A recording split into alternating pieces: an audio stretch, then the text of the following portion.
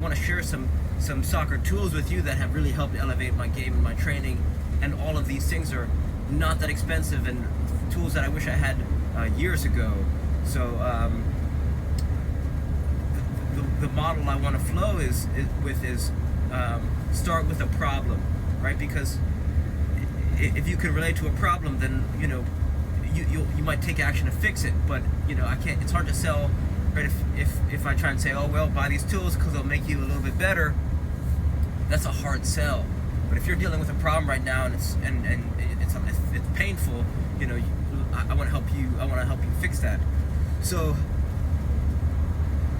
the first tool is not a tool at all, but rather a technique, and it's breathing, right?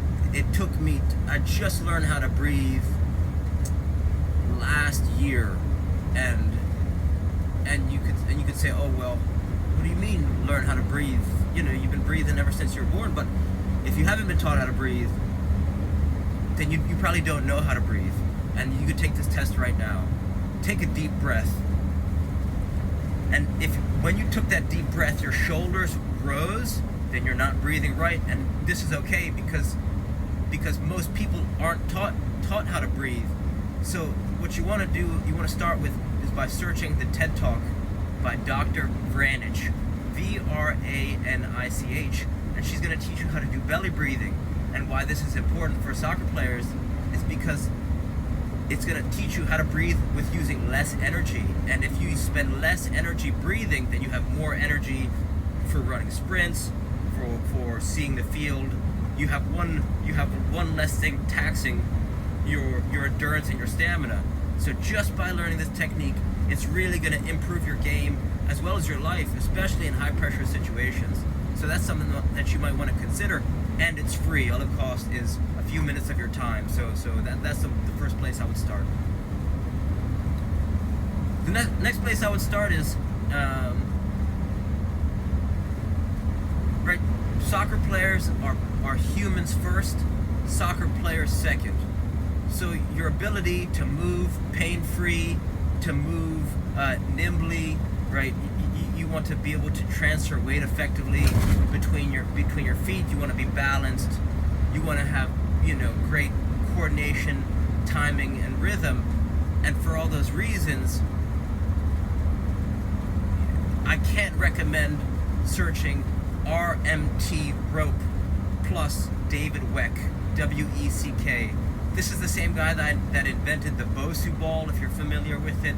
He's a pioneer in the health and fitness industry. He's a thinker, I think, foremost. But so my buddy put me onto these RMT ropes, and it's basically like for the cost of $10, or you could buy an RMT rope for maybe $20 online. For $10, you can. It's like having a soccer gym in your pocket, right? A little soft. It's just a soft length of rope, right? Ideally, a soft rope isn't going to chew up your hands, but you can use two shoelaces tied together. You can use a tie. You can use a little, a towel or something. It's just about learning this movement. But David Weck says, if you could only learn one rope flow pattern, learn the alternating underhand sneak. It's called the alternating underhand sneak. And it's going to make you develop perfect running technique. It's going to help you be more explosive. It's going to help you be stronger on the ball. It's going to help you. It's going to help you run faster. It's going to help you. It's going to help your ball striking, your juggling. I noticed when I started using it and doing the alternating underhand sneak, my juggling improved tenfold. So this is something that I cannot. I do it every day, and I'll do it every day for the rest of my life. So, and it's cheap, right? $10. It's so cheap and yet so profound that, there's no soccer players that are thinking about this right now. So I can't stress enough. Check out search how to make an RMT rope, or search David Weck RMT rope, and see what turns up, and see what you think about it. The close third, right? So if you're a poor shooter, or you're struggling with passing and shooting, or even your first touch, if your left foot's weak, or you're got a weak right foot, then you got to search search for an SKLZ Star Kick Trainer. It's just a ball and a rope, but the reason why it's so powerful is because you could cram months of training into days or weeks, right? Because it's super portable, it's lightweight, you could throw it in your gym bag, you could bring it to practice, or you could bring it to school and just get thousands of touches. And I'm not saying it's better than a rebounder, or I'm not saying it's better than going to a wall and getting touches back and forth with a wall, and I'm not saying it's better than a training partner, but it unlocks your ability to get thousands of touches in the convenience of your own home or wherever you are, and it's almost like getting the perfect pass played to your feet every time. And what this is going to allow you to do is really hone your first touch and your striking technique, and you can feel if you mishit the ball.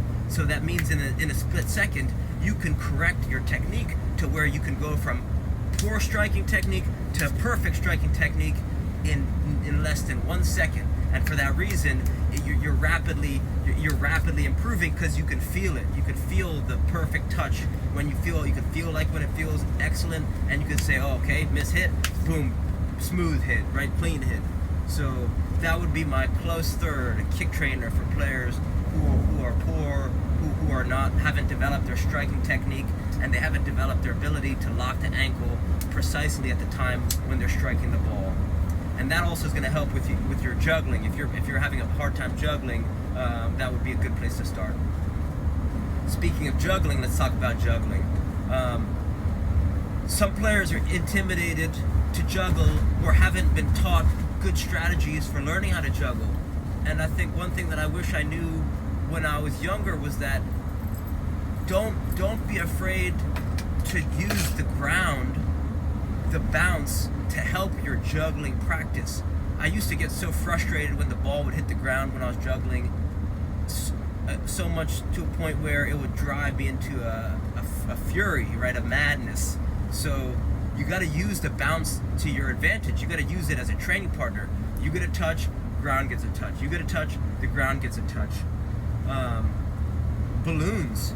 If you got a young, if you're looking to improve the juggling for someone you know, using a balloon, just right. They say you got to make skills easy. You make strength hard. You got to make it fun to learn the juggling technique. And if it's not going to be fun, it's you're probably not going to invest the time to do it if it's not fun and or rewarding. So for those reasons, investing in just a pack of balloons at a CVS or just your local shopping center is just going to help you grow your game, because you're going to be able to get a lot of touches in a fun way, and each touch you get is going to help you improve. So another thing that you could do is start to carry a tennis ball with you or a size 1 ball with you everywhere you go. That way you could juggle at work or at school or at home, right? Even a minute a day juggling a tennis ball, with the thighs, is going to help you grow your game, right? 1 minute a day, that's 365 minutes a year. That's a lot of minutes. So the power of just a juggling practice, even for a minute a day, is something that I wish I started a long time ago. Something else that I wish I started doing a long time ago is investing in a size 1 ball. Any players, if you're struggling with dribbling or ball mastery, investing in a size 1 ball is going to help elevate your game rapidly, because